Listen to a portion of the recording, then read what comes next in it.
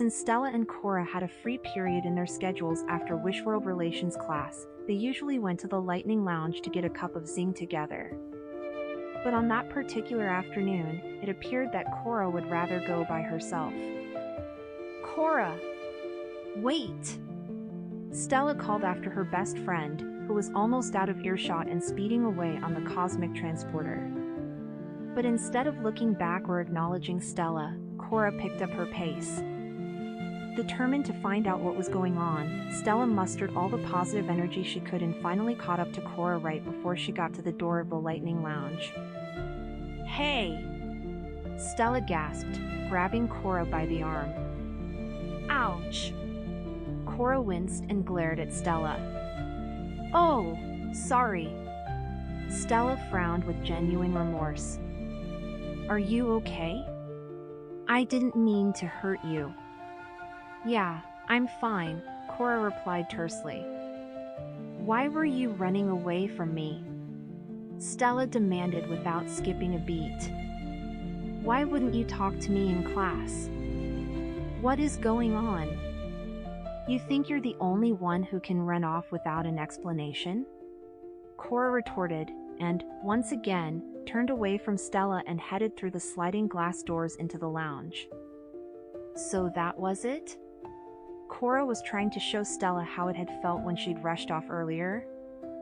"I only ran out of the cafe because I wanted to work on my ideas for solving the drought," Stella insisted as she followed Cora through the lounge past small groups of students, some sipping zing, others reading hollow books or playing games of cosmic cards.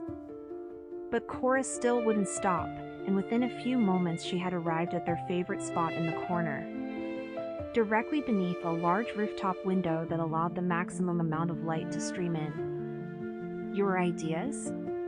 Cora scoffed, dropping into her usual bright blue chair while Stella sat down in the plush pink one opposite it.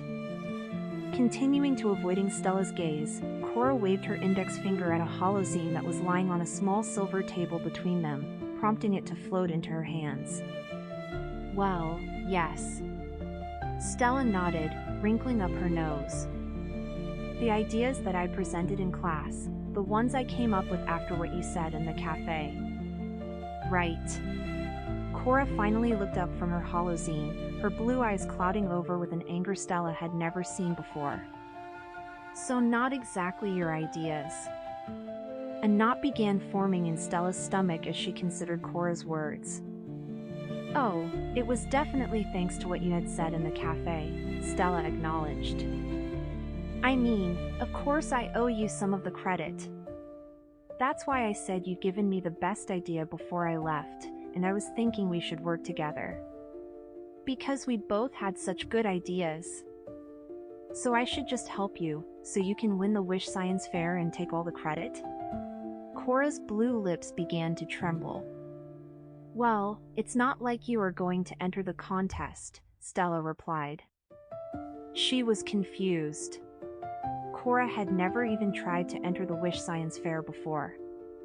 She was busy being the lead in almost every one of the school's theater productions. Cora's dream was to be an actor. Cora looked up from her holozine again, her eyes darker than ever. "Well, what if I did want to enter the Wish Science Fair? Is it so hard to believe that I might be able to? That I might even win?" "Oh."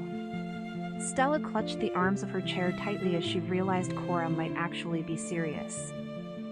"Don't you think I could do it?" Cora asked. "Prove that my idea would work, I mean." "Of course I do," Stella insisted.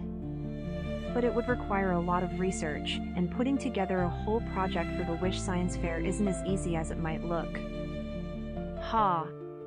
Cora laughed scornfully. "It does look pretty easy when you steal your best friend's ideas and pass them off as your own." Stella gasped. How could Cora think something so awful? She would never try to pass off someone else's ideas as her own, and her ideas were different enough from Cora's. Weren't they?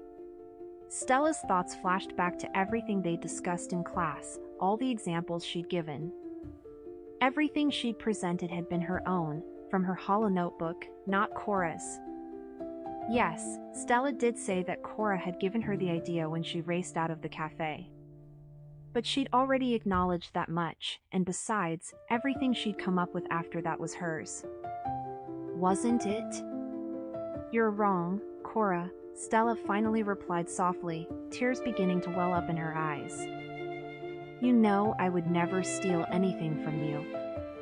Really? Said Cora, getting up from her chair and staring at the hollow zine in her hands, sending it zooming back onto the silver table with a clatter so loud that it startled some of their nearby classmates. Because it feels like maybe there's a lot about you that I don't know. Then, before Stella could respond, Cora was storming out of the Lightning Lounge without looking back. It was the second time she deserted Stella, and now that Stella understood why, it hurt twice as much.